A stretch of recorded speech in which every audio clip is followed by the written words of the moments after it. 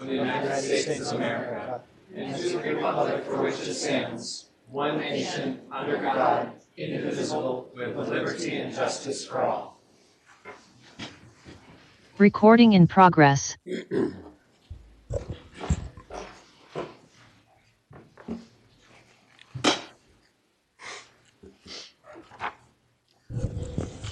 And welcome everyone to our December 12th City Council meeting. Glad to have you all here. A few things before we get started. As always, while we are all here in person, we continue to have people participating from the public, virtually, as well as some staff. So just note that I do continue to shift back and forth, and I do need to still log on Rachel in a second. And we do take breaks every 90 to 120 minutes between items, although we don't have that long of agenda tonight, so may not need to. And with that, we begin every meeting with an open comment period. And this is an opportunity for anyone from the public who would like to speak on a comment or speak on an issue related to the city or the agenda. We will not be taking public comment on for a public hearing later on, and we don't have any public hearings tonight, so we're good to go on that front. Each person has up to 4 minutes to speak for a total of 20 minutes. We do keep track of time using a few different cues here, and just note that I will be giving you a heads up if you're getting close on time and may need to cut you off. As always, I'd request that you stay concise and make sure that we have enough time for everyone who would like to speak, and that your comments are directed at me as presiding officer and council president, and that's about it. So we will go ahead and get started. I'm going to take a second to log in here, so I will call Craig Martins up to the front. And Craig, you have 4 minutes. Please introduce yourself.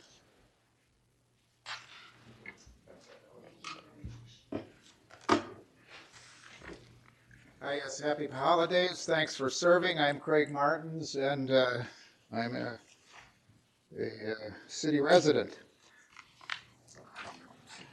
I passed out to you just now. I just got my my property tax assessment, okay? And inside the assessment this year, there was a supplemental budget which described the whole city budget. And thank you for putting that out. And so I sent an email to you basically sort of describing some of these same things. Anyway, this year's budget, the new property tax levy is 6.85%. And then what I did on the right, city summary budget information, I summed up the revenues and the expenditures. And the city revenues now go up by 20%. So you have an amazing influx of capital somehow. And your expenditures are also up by 20%. So I summed that total revenue, total city expenditures. And with the tax levy up 6.85%, then I'm interested in park and rec and culture and recreation. So culture and recreation out of the big budget got a tiny 4.15%. So that's what I'm here to talk to you about today. Basically, the title of my memo was "Something is Wrong," and so I gave the same presentation to the Park and Recreation commissioners. And I said, it's your responsibility to go back to the city council and ask for your fair share of the city tax revenues. They told me, Craig, you should go to the city council yourself, and as one of the parishioners of the city of Rochester, make your own personal appeal. So here I am. So but as you can see, there's also the thing I'm worried about. There's a big slush fund in there called all other current expenses. Now those are up by 35.27%. So as I was talking to my buddies at coffee, they said, well, what's in there? I said, there is no line item called DMC anywhere that I can find in the budget. So DMC must be in there somehow. And then they said, we're worried, if Park and Rec only gets 4.15%, that all our taxes are going to DMC or somewhere else. Why isn't there an equivalence across all these budgetary items? So then I went to a starved Park and Recreation meeting. Now the process now at Park and Rec is, how do we deal with the money that we have today? So the first process was, well, we got 4 golf courses. Why don't we close 1 or 2 of them? Well, that Then a whole set of folks came in and said, well, we're golfers and this is critical to the city. But in order to get money to keep golf going, you actually had to do a tax levy to get $250,000 from the city budget to reinforce the revenue, the budget that's used for golf. The swim club keeps coming in. No pools. And it's tough to open the pools that we have. So there's another Park and Rec item. So Park and Rec hasn't fed money to the pool people.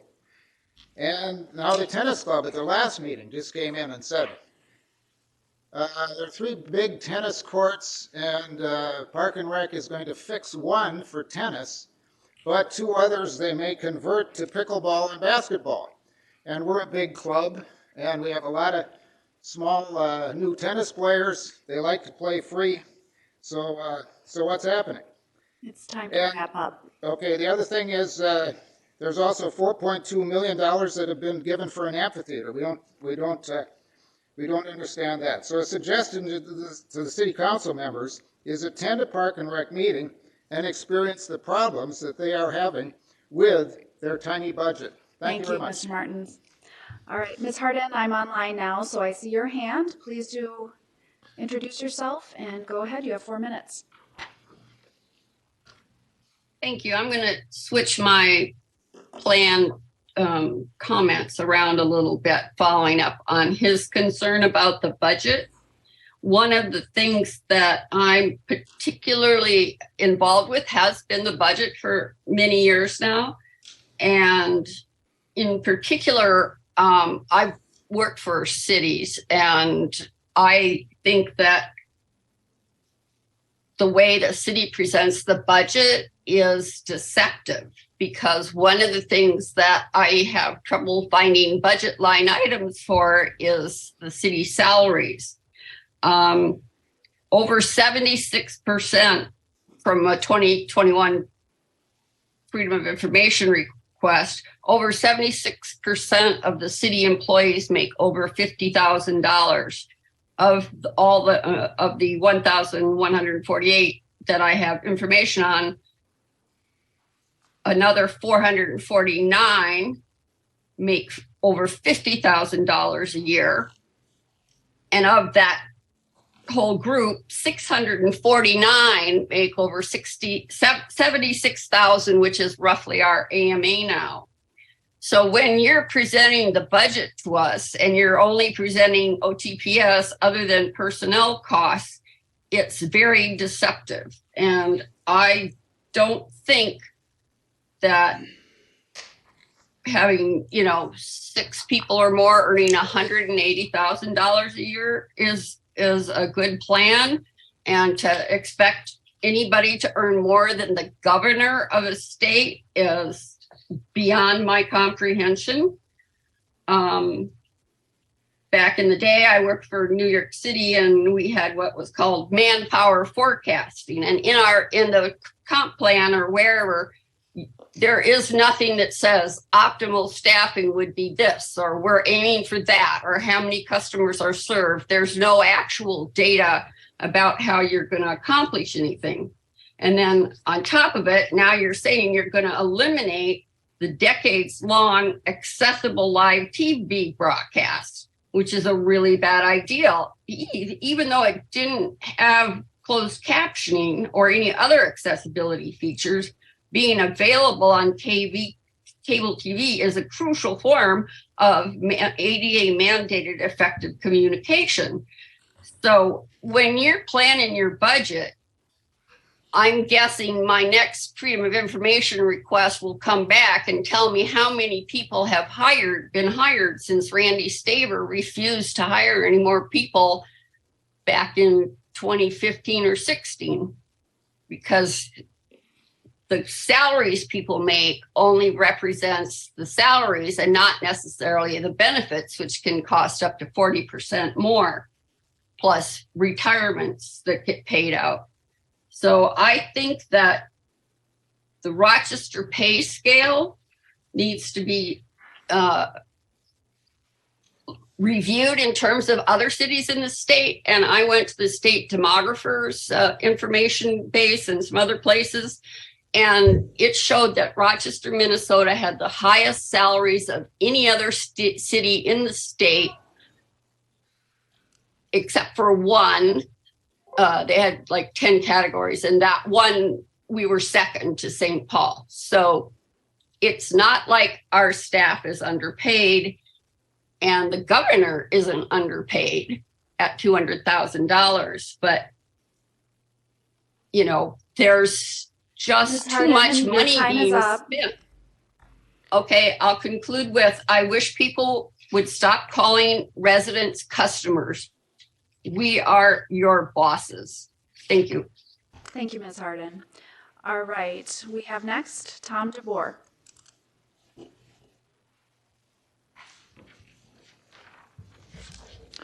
Council President Carlson, council members, staff, appreciate the opportunity to speak tonight. My name is Tom DeBoer. You have a packet that I provided to you. I'm not going to say a whole lot. I've got pictures to show you. They speak well better than I can on things. Basically, I'm following up to some things that you had made comments during your study session on the 28th regarding the golf funding that you're going to be making decisions on. I pulled some things together that I think will be useful information to you folks. You have them. Handout 1 that I've provided you, basically there was concerns as to how well the meetings were communicated. We took the effort to put signs on the doors of all 4 golf course pro shops. We included up at Rochester Indoor Golf, and Rochester Indoor Golf also had it on their Facebook page. So I feel the community was fairly well informed on what's going on. There's an email in here that we sent to the golf coaches here in Rochester so that we could try to get involvement from them. So I think, you know, we did a good job vetting. I think the POCO survey bore that out with the 900 and some members. Next thing that came up was the number of rounds of golf from past players has increased drastically. I'm one of the culprits. I keep track of my numbers. 2020, 101 rounds, 2021, 120 rounds, last year, 135 rounds. So that's 365 rounds in 3 years. I share this, I play 61.5% of those rounds at Soldiers Field. Okay? Handout 2 gives a summary of some of the costs that are or some of the income that's associated with the past fees. I think it's very easy for you to follow. I've highlighted the key points. One key point I'd like to make, with the new increases that'll take place the next 3 years, the 3 most higher amount of sales and passes in 3 years, that's bringing in $219,000 of new revenue over and above the rates in 2021. The next one on here, I did the calculation on our rates. Our rates are going to go up 20%, 14%, and 12%. You add those all together, 53.2% on the 3 most sold passes. If you look at the 2 tables on the bottom of that, 41% of the passes are sold to senior adult and senior couples. I also sorted by the dollars that comes in, and you can see that. So again, not a whole lot of homework there. Okay, the next thing I want to talk about, nobody has represented the golf courses themselves, so I feel I wanted to bring out some of the facts that have happened there. There are serious playability issues that arose due to some of the underfunding and understaffing. No fault of the park staff or part of the golf course people. They just didn't have the funds. We'll go through these slides quickly. We've had failed bridge planks at Soldiers Field. I took the effort this summer because they didn't have the staffing to do it. Went in several mornings at 5:30 in the morning. I replaced 3 of the bridge planks, and there was about eight other spots where if you saw that patch on there that I was able to patch them up to get rid of those hazards. And it's something that needed to be, I think you can tell by those planks are in bad shape. Okay, bridge is close to 40 years old now. They're getting near the end of their life. It's an expense we're going to have to cover, and hopefully we get things putting money to the right spots, we will be able to do that. The next slide is a more serious issue. You have about 10 seconds. Falling trees. It's happening. I was down there in October. I heard a crash. I saw that one limb fall. Interestingly, the slide below that, number 6, it showed the same thing happened in July. Big limbs, not a good thing. Your time is up. Okay, I'm Thank sorry. you so much. We have the handout. I will stay after the meeting. I have these slides on my computer. If I can answer any of your questions, please feel free to look me up. My phone number's on there. You can call me at Thank you, Mr. home. DeBoer. Your time's up. Thanks. All right. Is there anyone joining virtually who would like to speak who has not already? Please use the raise hand function or press *9. Seeing no one, we will move on to Wes Lund. Come on up. Yes, and thank you everyone for giving your handouts to the clerk.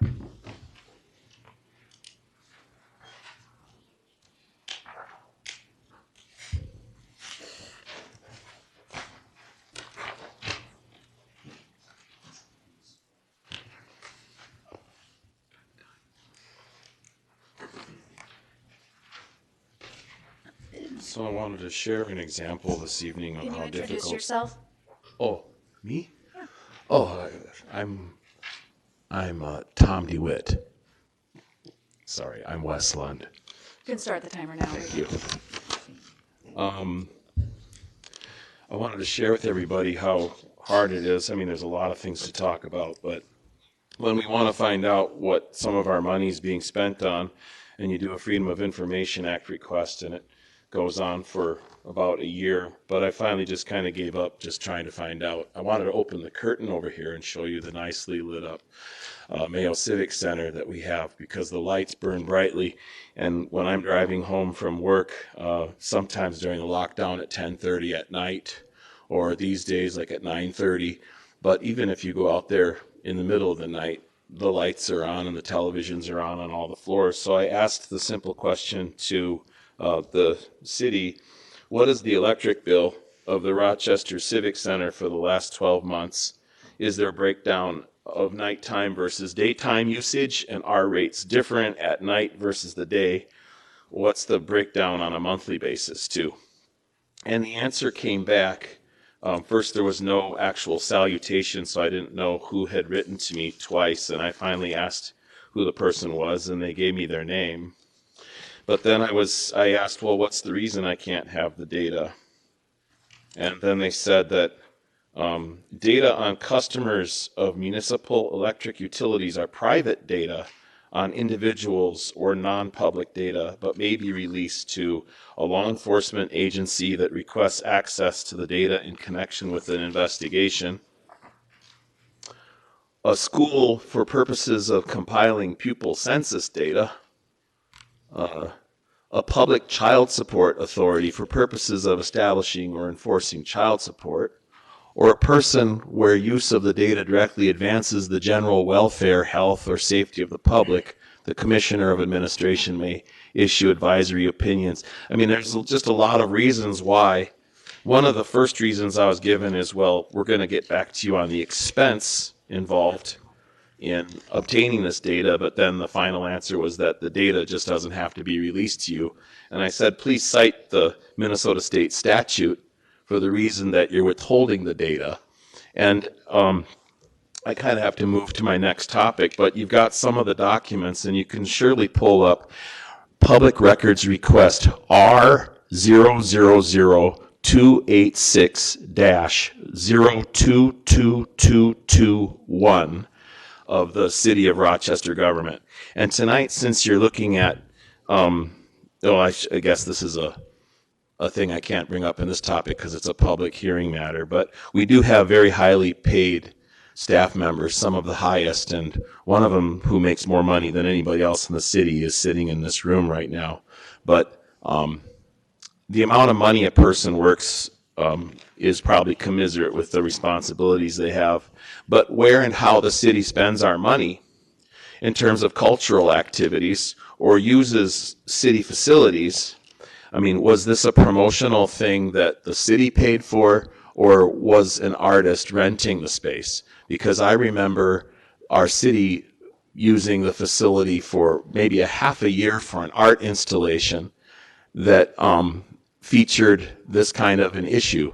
And look, everybody can do what they want, right? I mean, it is America. But did we spend money to have that sign on the side of the public building for half a year in our faces and with an agenda like this? I don't know if we spent money on this or not, but I'd sure like to know. It should be easier for people to just go Time to wrap online up. and find out what's being spent of our tax money. So thank you very much, guys, for your patience. Thanks, Mr. Lund. Thank you. All right, anyone else joining virtually who would like to speak? Use the raise hand function or press *9. Seeing no one, we'll move on to Jason Tupper. Come on up. Please introduce yourself. You have 4 minutes. Hi there, Jason Tupper, coming to speak again. It's been quite a week.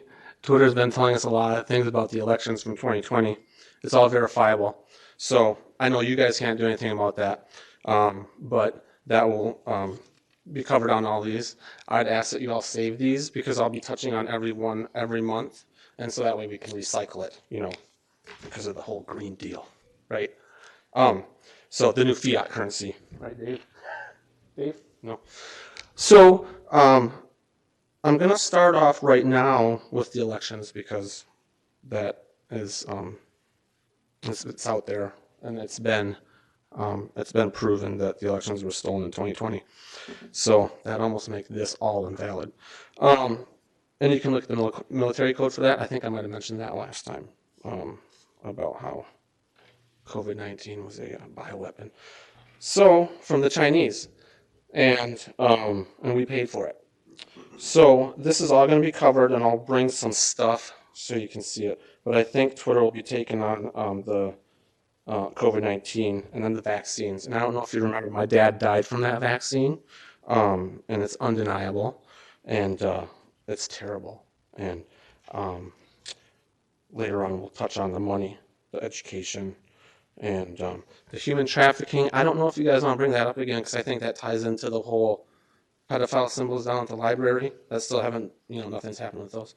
Can we stay away from that topic, please? No, because it's my freedom of speech and I can say whatever I want up here. Mr. Spindler-Craig asked us to not revisit that He topic. can ask whatever he wants to, but there's no legal recourse for that. There's nothing. That was just all speak that he did to us that night. We have the Move freedom. on to the We next have the topic, freedom please. to say what we want. You can say what you want within reason. What's wrong with that? Is there something wrong with not liking pedophilia? Is there something wrong with that? It is. It's been Mr. Spindler-Craig has given you advice that if you are concerned that there's a legal issue, I talked to the police. Yes. And they didn't do anything about it either. Okay. They said come and talk to you guys. They said come and talk to the library board. Mr. Tupper, What? please. What? Just share your other comments and let's move on. You're wasting your time. I'm using my time wisely. I'm telling you about what's going on here, and you guys do nothing about it. Nothing. And now it's all over. It's all over. Mr. Tupper, It's all over the you've been news. warned. I don't want to have to exclude you from the meeting. Please just finish your comments. How can we express our feelings if we're not allowed to talk about the things that concern us in our community? You have been given direction by the city attorney, who I am taking advice from, and I would like you to follow that guidance. So if you have other things to say, please say them. You have a minute left. That's about it for now. I'll touch on these ones next time. Okay. Council, we've used 19 minutes, and we do have one other person that informed me ahead of time she would like to speak, and she's still on the list. Can we please give her the time she needs? I move to suspend the rules to allow the remaining signed speaker to speak for 4 minutes. Second. All right, all in favor say aye. Aye. All opposed say nay. Motion carries. Megan Keeney. She is signed up. Ms. Keeney, are you joining virtually? She might be out the lobby. What? No? Final call, Megan Keeney. All right, well, we suspended the rules to allow for that time, and she was not present. So with that, we will close the public comment and officially call the meeting to order. Clerk Kiesler, please call the roll.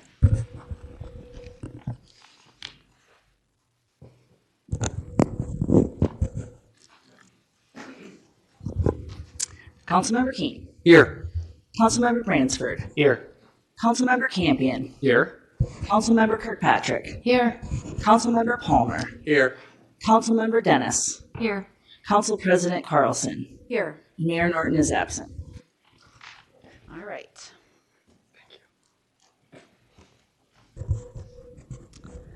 Well, City Administrator Allison Zelms, do you want to kick us off with a very special administrator's report today? I sure would enjoy doing that. We always start this by thanking our teammates for being committed to customer service principles of respect, integrity, safety, and excellence. But today we have a person who we are celebrating and thanking for 8 years of trusted service on the City Council, and for anyone who has been on the City Council or in an elected position, whether you've been for 2 years or 8 years or 4 years, you know that it's a lot of work and dedication, not only from yourselves, but it also is at sacrifice of your families. So with that, the team has put together just a little thank you with a little help from our friend out in the audience. And then we'll go on to some additional remarks. So, Rachel? Ira, do you want to come sit on your dad's lap?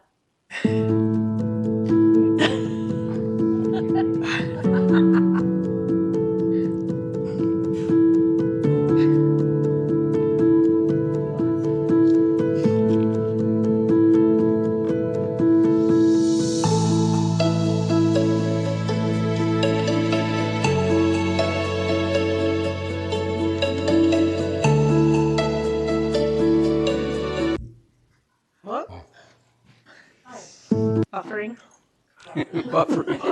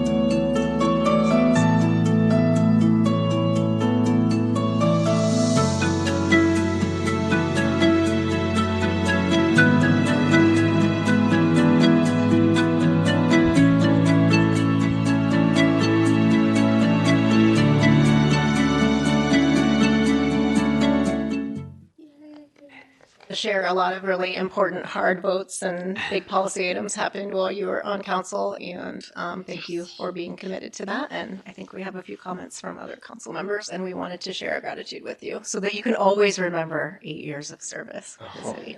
Thank you. So here's a little token from everyone from the city. You want to open it for your dad? Do you want me to pull it out? Yes. All right. I know what it is. Ira's going to give a speech as well. I know what He knows what it is. Yeah. It's good. Whoa. Oh, you guys, thank you. And that is handmade by Commissioner Stephanie Belkey. It's a council member, Nick Campion, and I have the perfect spot. There's cookies too. Oh, thank you very much. Okay, well, we'll give you a second to be honored here. So I'm going to start us off, and then if others want What's to. that in your hand? You know what I think would be a good idea? Do you want to take the cookies to Mom? Yes. Okay, you do that. Thank you. Pretty good. Pretty good. I'm sorry. I should have poured this. No, it's good. And just a note, Megan, after we're done with comments, we're going to just take a 2-minute recess and make sure we get a picture of the family. All right. Okay, so Councilmember Campion, how wonderful and fitting that your family is here to see you honored after 8 years on council and even longer serving on city commissions. I know firsthand how much a family-involved effort this has been, and your wife and kids have been essential to your success. So a very special thank you to Megan and the boys for your support that allowed Nick to serve our city in Ward 3 constituents. When I first met Nick, he joked that a young Odin would call him Nick Council. And Elon and Ira's entire lives have been partly defined by their dad being on council. I know they're proud of you, but I'm sure they're really excited to see a council-free version of their dad. Nick, I know this is bittersweet, mostly sweet day for you. You've been a steadfast senior council member for staff and your colleagues through 3 administrations, 2 mayors, and several council turnovers. You've also been a trusted mentor and sounding board for me since I met you, and especially as I've navigated this new role under difficult circumstances. So very many people I talk to on staff, in the community, or at the city's partner organizations have expressed their gratitude for your leadership in making Rochester a better place. While you will be dearly missed, I hope you find many moments to reflect on the incredible work you have accomplished through this role, and to find a way to regularly shout out, point of order, facets of your life. Who else wants to talk? Councilmember Bransford?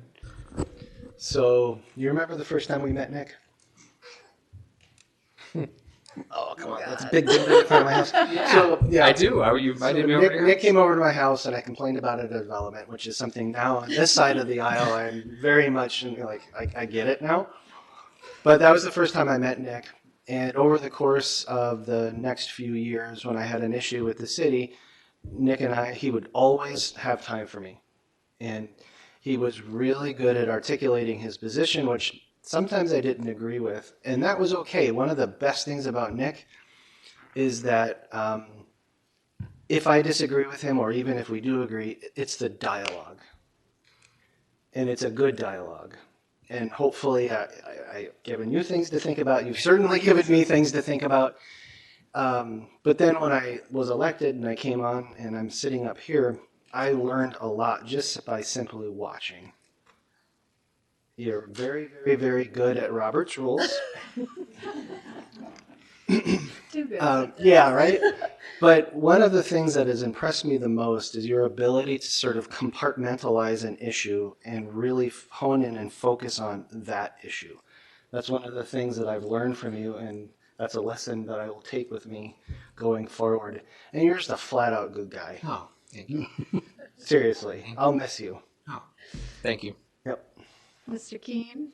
Thanks. Yeah. So I'll start out by thanking Nick, but mainly for helping me take an interest over the years in local government.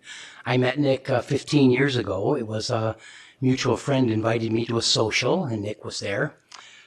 This was in the throngs. It was 2008, and I think 2 or 3 financial institutions had already gone up and tipped over, and this was a bunch of younger people. I was the old guy there, and Nick was like blasting to burn it down. Like whole economies, don't bail anybody out, let him go under. And I'm calmly trying to like explain back, like, no, Wall Street's connected to Main Street and this will affect regular people. And of course, Nick would have none of it. But what I didn't realize is there were people watching that thought like, these guys are going to come to blows. And I didn't think so at all. I thought we were having this normal conversation. But I do remember that it was that sort of like passionate arguments. And over time, we stayed in touch a little bit, not too much. Nick left IBM, but I remember in 2014 when I heard he was running for city council, I thought, well, he's way too young, but if it's me, he'd be a good candidate. And it was the first time I volunteered for a campaign. It was the first time I had given money to a political campaign. And it was the first time I wrote a letter to the Post Bulletin in support of a candidate. So that's sort of, and then a year later, I retired from IBM, and somehow I was in touch with Nick, and he said, we have this new thing coming up, police policies oversight. You'd be a good person on that. So I reached out to Mayor Brady and got an interview, and course, I wasn't picked to be on it because a bunch of qualified people. But Mayor Brady said, well, get involved in zoning board of appeals or get involved in other things. But the funny thing is, I don't know if Nick knows this, but I went to police policies for the next 3 years and had better attendance than most members, just trying to, but because it was a learning thing for me, and it was one of these things that sort of got me more involved with city stuff. I remember then shortly after being elected, I was trying to get engaged, and I was at Eggs and Issues with this would be a chamber event, and I'm looking around the room, and I don't know many people, but I see the late, great Mr. Joe Weiss sitting there, and I thought, well, I know he didn't want me elected. He was campaigning for the other person. He had done this other stuff, but I said, I'm going to go sit with him and introduce myself, and in the midst of the talk, he says to me, he said, now, I've heard that Nick Campion is your mentor.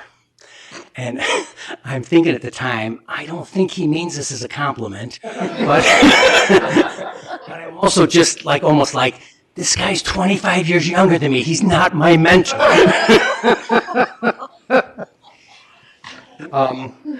If Nick were more like me, he'd be sitting back tonight and trying to like look over his 8 years and say like, what really went well and what could I have done better?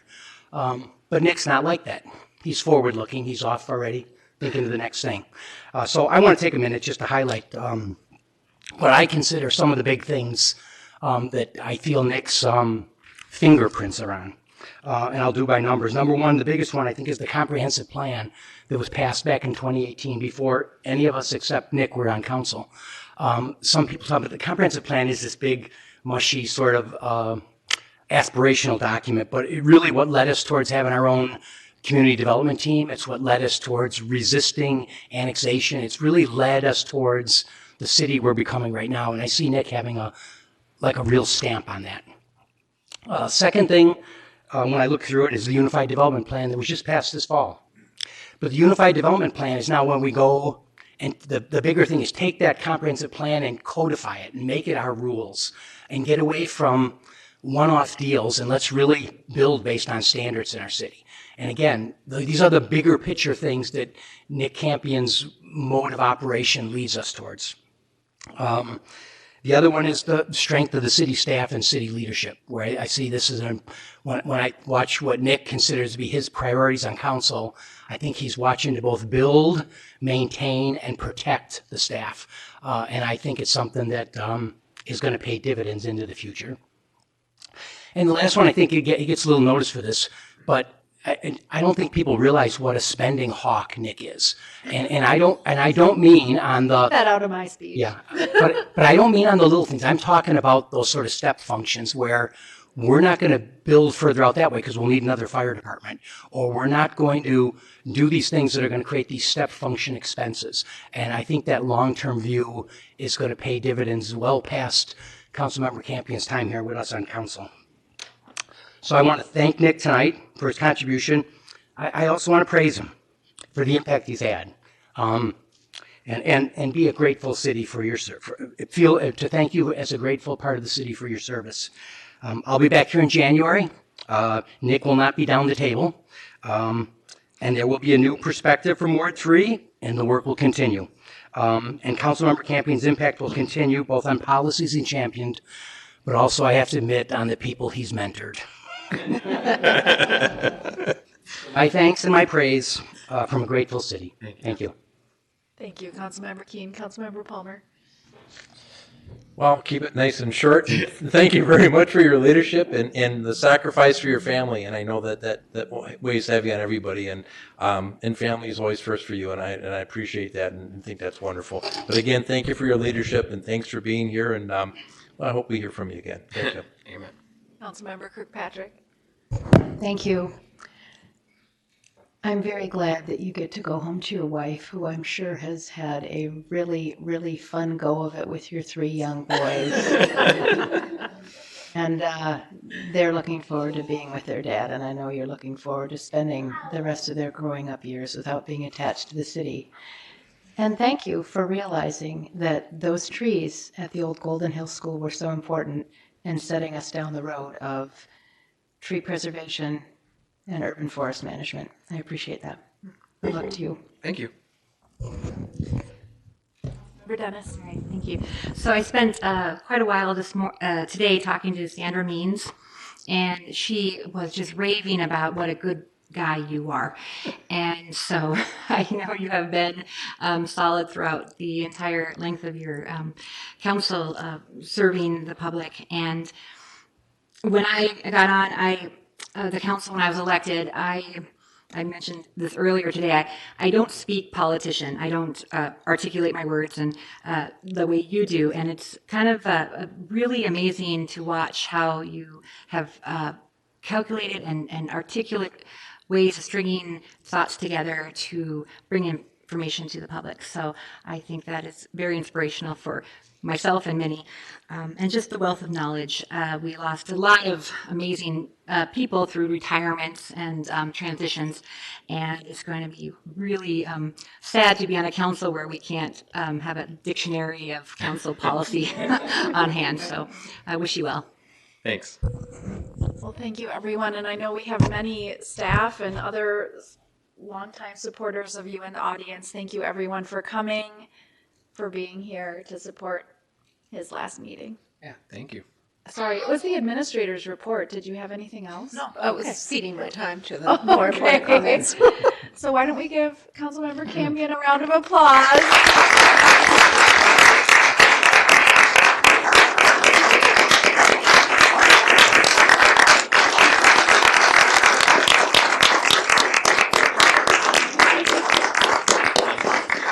And we are going to take just a 3-minute recess to allow for Nick to have pictures with his family.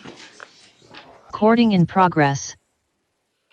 And the next item is the mayor's report, which the mayor is absent, so no.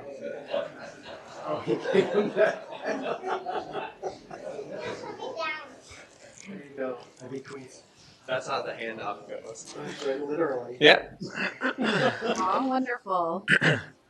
That's nice that Norman's here. All right, so we do have several changes to the order of the agenda, so just making sure everybody's aware. Well, 3. So first is that we've had staff remove the consent agenda item F10 to be brought back in early 2023 with more detailed information. So that's the first one. The second is that we'll be adding a brief description of Administrator Zalm's successful performance review to item H2. And then we will be adding an item H3 regarding the city administrator's amended employment agreement. So these will be updated after the meeting online. Are there any other changes that I've missed? I'd move to approve the order of agenda with the stated changes. Second. All right, any discussion? All in favor say aye. Aye. All opposed say nay. Motion carries. All right, for the consent agenda, again, note. Okay. The consent agenda, again, noting that we've removed item F10. Councilmember Dennis has pulled items F8 and F9. These will be discussed during reports and recommendations. Is there anything else? I'd like to withdraw my removal of F8, but I Okay. will be voting no. All right. Thank you. Noted, Clerk Giesler. All right, so I would invite a motion to approve in block items F1 through F8 So moved. and F11. So moved. All right. Second. All right, any discussion? Councilmember Kirkpatrick is working on her second. I'm working on not saying. Okay. All right, all in favor say aye. Aye. All opposed say nay. All right, motion carries. All right, so we don't have any public hearings today. We're moving right on to reports and recommendations. And item H1 is the 2022 third quarter budget performance report. And do we have Mr. Martin? He's joining virtually. Oh, there you are. Hi, Dale. Mr. Martinson, Hello. go ahead and introduce yourself, and we're ready when you are. Yes, so Dale Martinson, Director of Finance and Information Technology. Item H1 is just to receive and file is the only action we're asking for, the third quarter performance report. It actually was supposed to be on the consent agenda, but this probably gives me an opportunity to apologize for it being late. And again, it's just a summary. This is the second one we did. I had kind of a poor handoff on getting our staff resources up to speed on this. And we try to highlight items that might come to your attention. We're 75% of the year through at the point that we did this report. Again, there's some things highlighted with little short explanations, like for example, under the city clerk's elections where we had employee services that are higher than the budget because we had an extra election. We'll be doing a contingency transfer at the end of the year to deal with that if we go over budget. But just some of those, it's mostly just brought to your attention so that you can ask any questions. This is a highly summarized report, so there's a lot of detail underneath each one of these line items and just available to ask any questions, mostly offline because I'd have to dig into some things to figure out some of it. But all right. With that, I just ask that we receive and file. Thank you. Are there questions for Mr. Martinson? Mr. Keene? No, not so much a question, but I guess I did want to commend staff for this sort of format. I like that we're trying to get towards standard financial reporting. I see that it doesn't always work in a lot of these categories because we've got, trying to report the same way about parks as you would about sewer system, things like that. But at the same time, the consistency is helpful, and I think it'll be a good thing when when this is a normal part of our review process. So I appreciate the effort. Thank you. Other comments? Ms. Elms? Yeah, I just also would want to echo your comments. It's been a rough year in finance, a lot of turnover, so they've still been able to stay on top of this, even though slightly behind, and hopefully it helps you as you approach the budget to understand when revenues come in and what some of those challenges are. But I would just say a big thank you to finance because it's not the largest feat that they take, but it's not a small feat to be able to, summarize this information and bring it forward, so. All right, thank you. So we don't need to take formal action. We just agree that we accept and file. Move to accept and file. Okay. A motion, so a motion is All right, any discussion? All right, all in favor say aye. Aye. All opposed say nay. Motion carries. Thank you. Mr. Parrish, could you just resend me that language from, I can't find it in my files for item H3 or H2? Yep. Okay, thank you. All right, we are moving on to item H2, which is the summary of the closed session after we conducted the city administrator's performance evaluation, which we did today. And I'm just grabbing some language that we had crafted to provide a summary, so give me 1 second.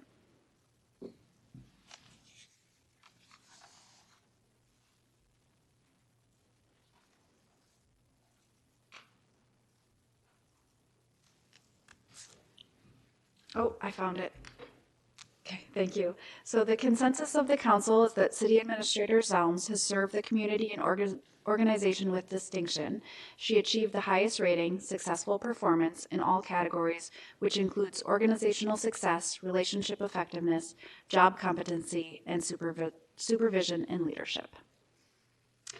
So the action item here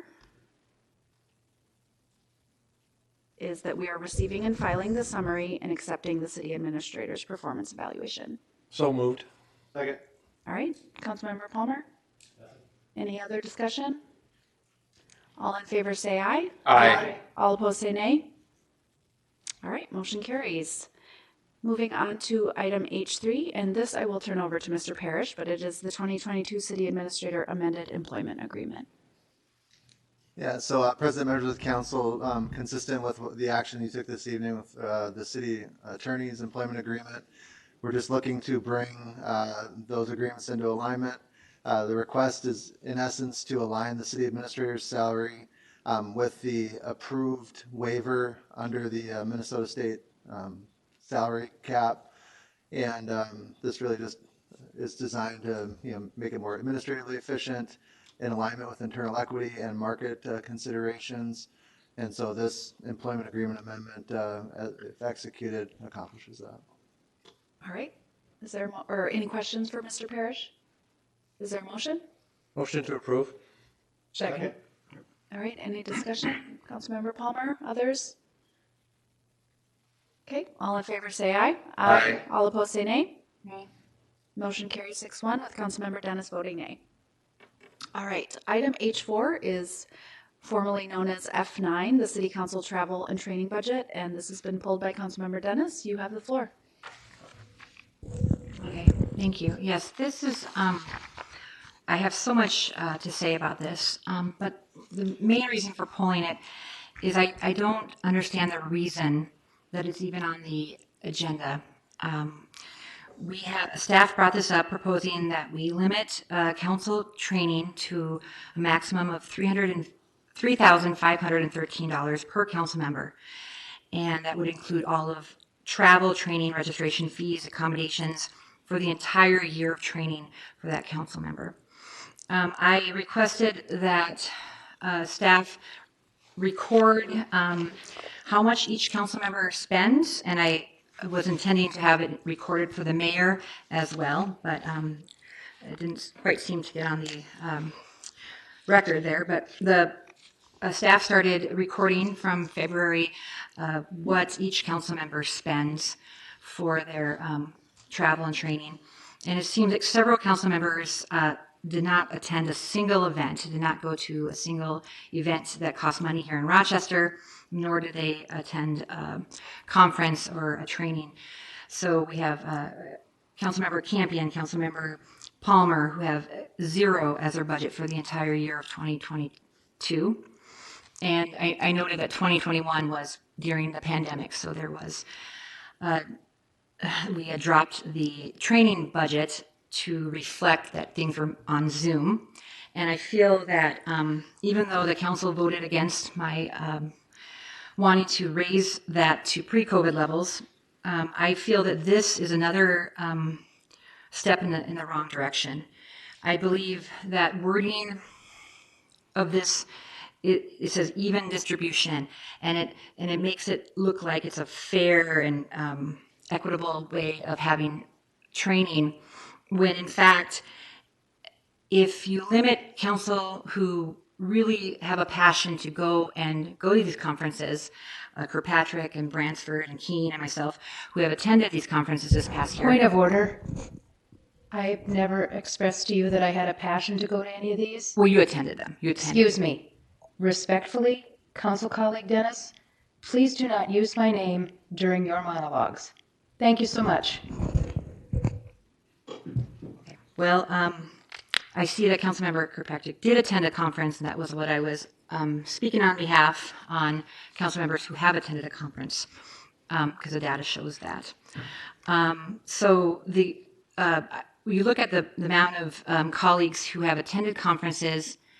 There are several who may not have a passion to attend a conference, but have attended the conference. We're really straying into opinion here.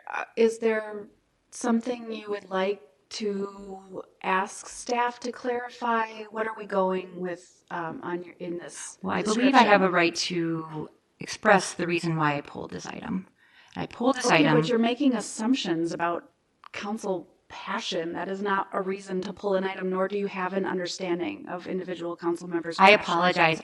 As a school teacher, as someone who finds education incredibly important, who has attended these conferences, I attended both of the National League of Cities Conference and the Minnesota League of Minnesota Cities Conference in Duluth.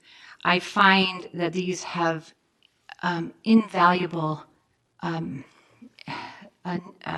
it's invaluable for these conferences to be available to all those who do wish or do have a passion or who want to attend. Remember, Dennis, I did a 6-week certificate through UCLA in executive women in leadership that I paid for myself that is not reflected in there. So I don't appreciate you making assumptions about who's passionate about leadership. I believe President Carlson, I have the ability to speak for my time. So not every council member has the means to afford their own training. There's several council members. Well, I'll just speak on behalf of myself. I don't make 6 digits.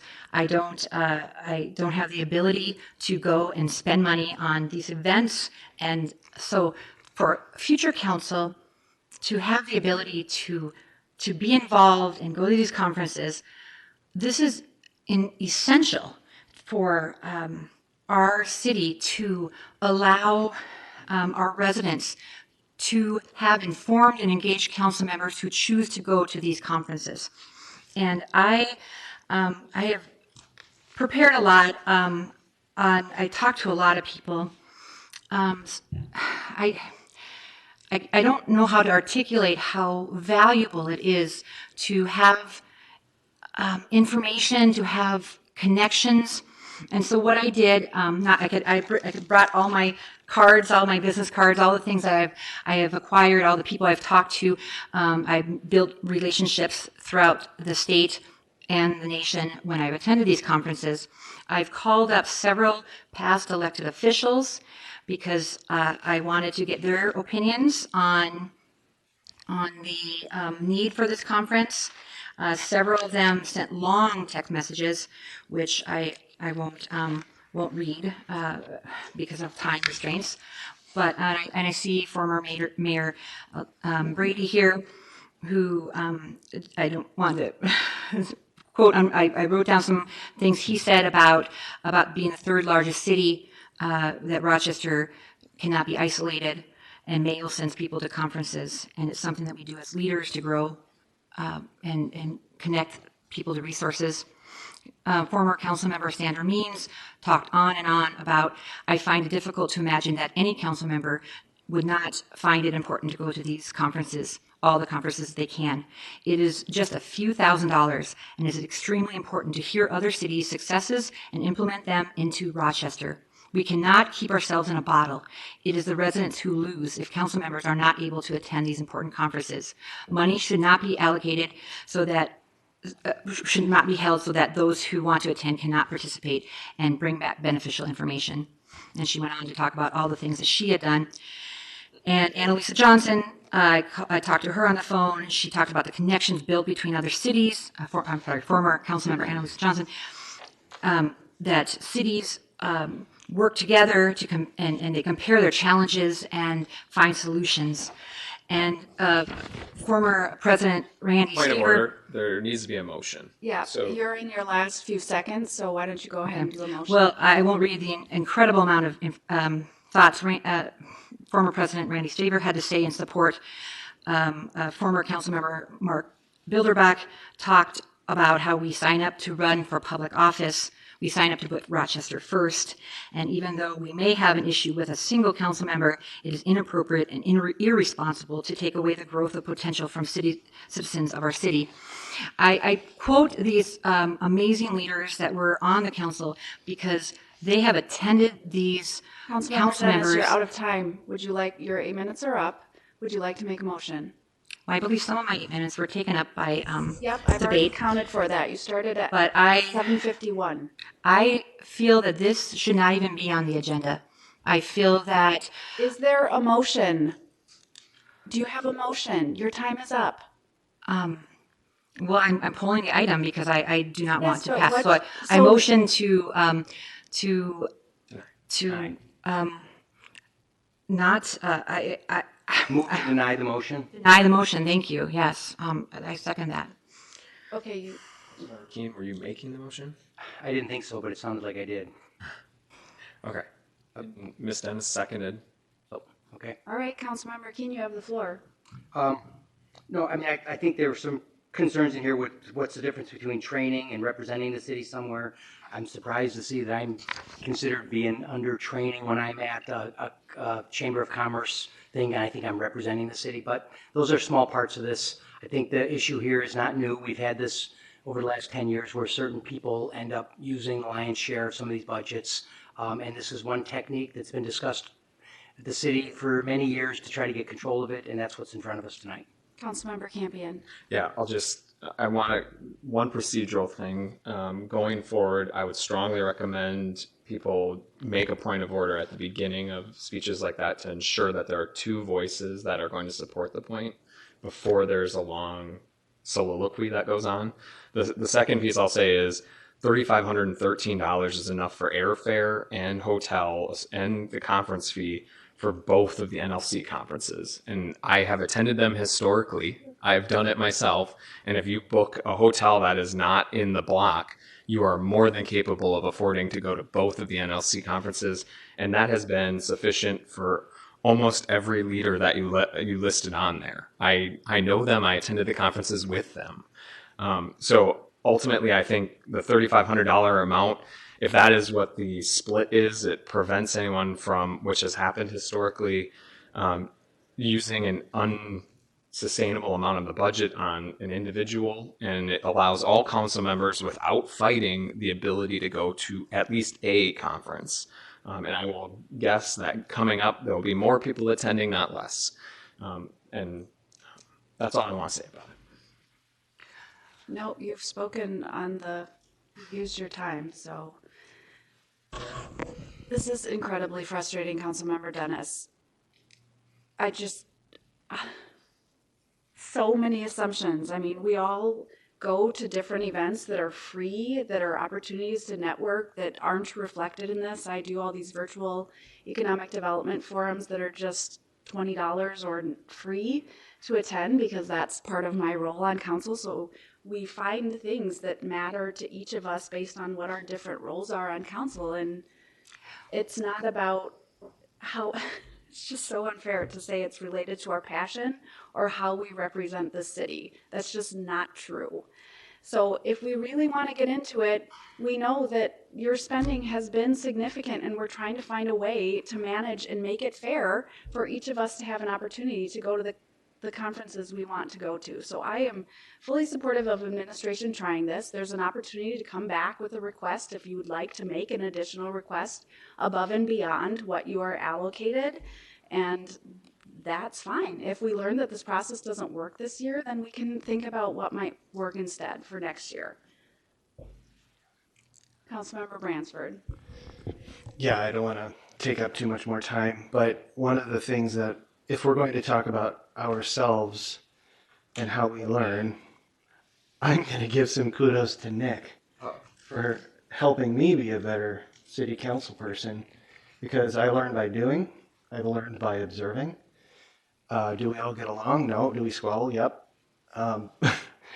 But I think there's nothing like getting your hands dirty and your feet in the trenches and watching your colleagues do their job too, especially if you don't agree with them. That can be some of the most useful things. Now, do conferences help? Sure. I like going to NLC. But really, my passion is being here, serving, and learning from my colleagues. And I think it's an equitable distribution. I'll call the question. Yeah, you have the right to speak still. You haven't. I appreciate what Mr. Campion said. If you look at the chart within the packet, the one that Councilmember Dennis was using to pull from, I did visit the NLC conference in March of this year, and that particular conference funding brought me almost up to the line of what we're being designated now for now. So I don't know if inflation has taken its toll, but fuel costs, et cetera, et cetera. However, that's a really great point. We were right there in the convention, and I think if we could make it a point to look for rooming that is far less costly, we could stretch those funds a little bit more. So that was a great comment. Thank you. All right. All in favor of the motion to deny, say aye. Aye. Say nay. Nay. Is there another motion? Motion to approve. Second. Councilmember Palmer? I think more than enough has been said. I have. Go ahead. You do have time to speak on this. Well, it's a new motion. So I think we are not looking at this as a larger issue. I might have misspoken with the use of the word passion. However, when we bring back information, the third largest city, I just listened to all of these amazing wisdoms from past council and former mayor, and this is something that you make connections.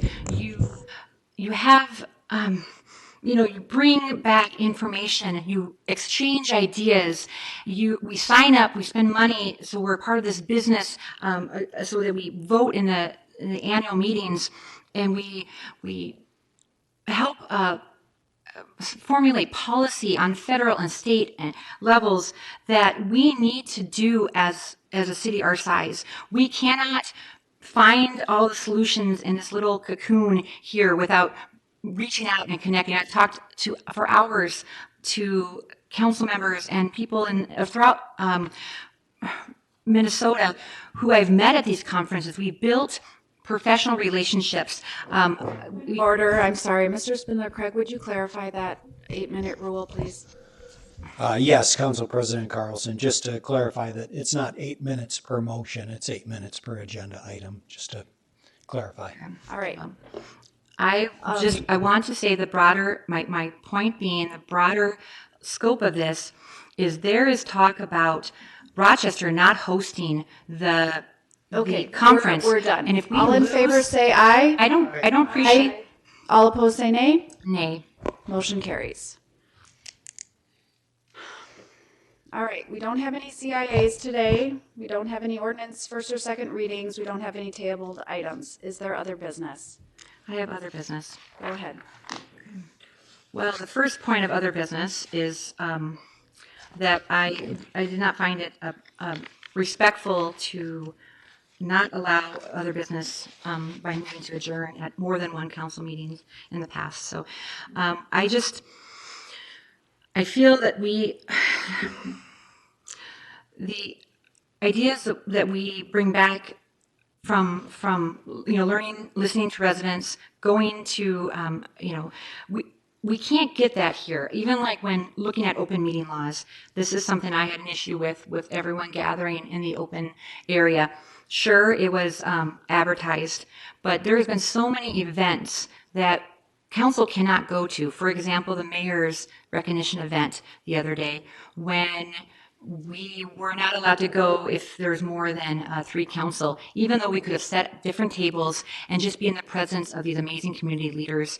I feel that we need to reevaluate what it means to respect each other, to let each other be heard on council.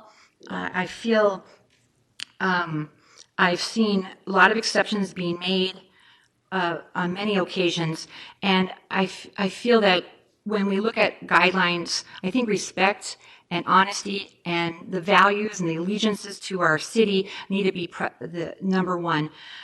I would like to see how we define our roles as council members.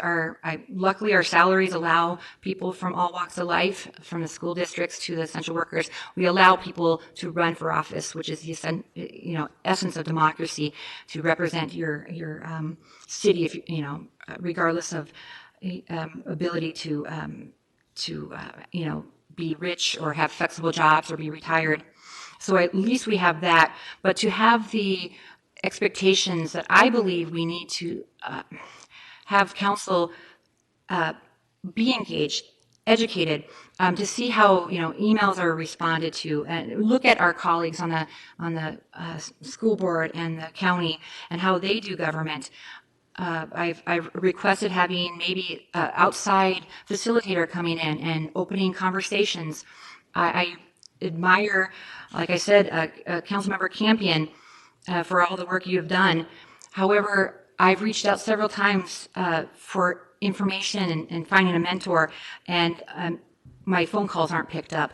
And things that we need to have connection and with each other, so that we can be a functional and efficient and a civil body, a governmental body. And if we're not going to go to conferences and get to know each other like past councils have, and again, I'm very sad about what was just passed. But on top of it, I think we need to look at a way in the 2023 that we can focus on the citizens of Rochester and get rid of this petty politics and annoyances or whatever sets people off, and find a way to work together. I've asked for a mentor, like a facilitator, like the county uses. I was told that's not feasible. I've looked for trying to I know Councilmember Kirkpatrick has reached out and made help council members connect. But I feel we need to do something more official with our city to start the new year off on a good foot with focus on what's matter. And what really matters is to make a better future for everyone that we serve. And voting against something or trying to silence a council member because you're annoyed or because you whatever don't fall in the same spectrum as they do, I think is a huge injustice to the residents. And so I had other things I'm just not going to address, things that I wasn't able to say last council because I was silenced by two of my colleagues. But I feel the residents' voices during other business is the only time we can bring concerns up, and those have been slashed in half. We don't get, other business on study sessions. Public hearings have been altered. People's voices have been taken, gradually eroded out of our process. And I think this is a very scary situation for democracy. And I would like to start off the new year with some proactive measures to look for the positive, work together, and really try to come back from this divisive culture that we are facing. If education is not the way to do it, as I see, if reaching out and finding solutions from other cities and is not the way, which I see is not, but something needs to be done. And so I just ask that colleagues put down the saying, you can't shake hands with a closed fist, which is a famous saying from Gandhi. I think we need to open our fist, reach out to people, even though we don't agree with them, even though we don't see eye to eye, and listen to them, pick up the phone calls, and hear what people have to say, because that's the only way we can come together. That's what I say. Councilmember Campion. Yeah, so I'm just I want to start by saying thank you to the staff. I have had absolutely amazing time serving the community, and I would say I owe a tremendous debt to the staff who have, without exception, excelled above and beyond every time I've asked for anything.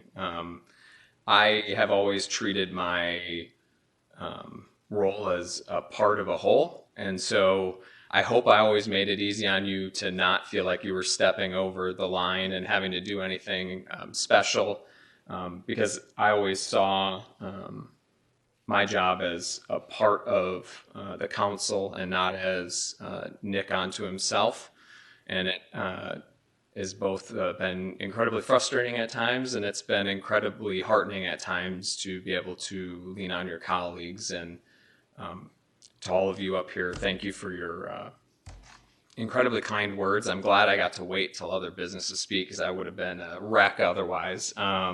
It just means a lot to hear from people that sometimes probably don't think all that highly of me, that in net it must not have been that bad to sit up here next to me. So I appreciate that. I'd be remiss if I didn't thank my wife, who has already absconded with the 3 children. They say when you run that you run with your spouse, and I will say that I often barely felt like I was running, and she was doing all of the hard work. And I'm really looking forward to paying that back, although she'll remind me that it'll never be paid back. And my 3 boys, you heard it earlier, but 2 of them having never known dad, not as a council person, is it's going to be really different. So I'm really looking forward to doing something else. Not that I won't miss serving alongside all of you and serving the community, but really am grateful, and I want to just bring it back to the staff one more time. And to you all, it made it really easy to make the decision to have great people run, but also to know the quality people that run the city and the quality people that I sit next to. I don't leave fearful, I guess, of what's going to happen next. I leave excited to watch what you all accomplish when you're not constrained by my thoughts about how things should run and about my constant vigilance on spending, apparently. I apologize. I'm going to go through just a couple other thank yous. I want to say thank you to current and former council colleagues for their service. Mark Bilderback, Michael Wojcik, Ed Ruska, Mark Hickey, Sandra Means, Annalisa Johnson, Pat Keene, Brooke Carlson, Mark Bransford, Randy Staver, Ardell Brady, Kelly Ray Kirkpatrick, Molly Dennis, Sean Palmer, and Kim Norton. It's been my privilege to serve as your colleague. To the people I've directly overseen, Stephen Quenvold, Gary Newman, Steve Reimer, Allison Zelms, Aaron Parrish, Cindy Steinhauser, Jason Luce, Michael Spindler-Craig, and Terry Atkins, I want to say I'm so grateful for you all making it easy to do job reviews by constantly overachieving and going above and beyond what we call of public servants to do. And I'm not one for short speeches, so I have a couple other things. The things I'll remember, I wanted to call out Parks Master Plan we started, Mayo Civic Center expansion that landed the day I took office, Destination Medical Center, the end of dinner meetings, which was a big one, Bus Rapid Transit Plan, food trucks, scary, Uber and Lyft being debated until 4 a.m. in the morning. That was quite the ordeal. Comprehensive plan, the LDM, moving planning to the city, which I still regard as a really bright spot in my history here. Things that didn't happen. The Bloom Project. I remember spending a lot of time debating that just to have it not happen. Historic Preservation Ordinance. Many people don't realize that I helped craft that to start with. It was one of those things you look back on. Strategic plan, the strategic plan we did, COVID, I don't know if you guys remember that happened, COVID. And then capping it all off, I will say a heartfelt thank you to the Parks Department. The Lincolnshire splash pad went in, something I said day one when I took office I was excited to see happen, went in right before I left office. So I went back in my email today, April 2007, and I found my application to serve on the Parks Board. And I remember having the meeting with then Mayor Brady and him telling me if I wanted to serve the community, I should think about not serving on the Parks Board and instead serving on Planning and Zoning. In all, I've spent 15 years serving the city. Saying that is like weighty, I feel like. And I've been incredibly blessed to be asked to serve by my community. I step aside knowing that I've left it in as good a condition as it was when I started, and I ask each of you sitting beside me to do the same. Please, give me one moment. For generations, people have come and gone in this dais, and they always did what they believed is right. The position it demands nothing more and nothing less. I'd ask you to support your new colleague and to fight like hell for what you believe in. I did and do and will. And with that, I would move to adjourn. Second. All in favor say aye. Aye. Nay. Motion carries. We are adjourned.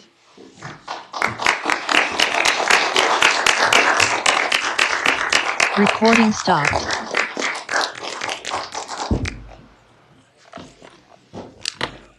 We did all the way to the end.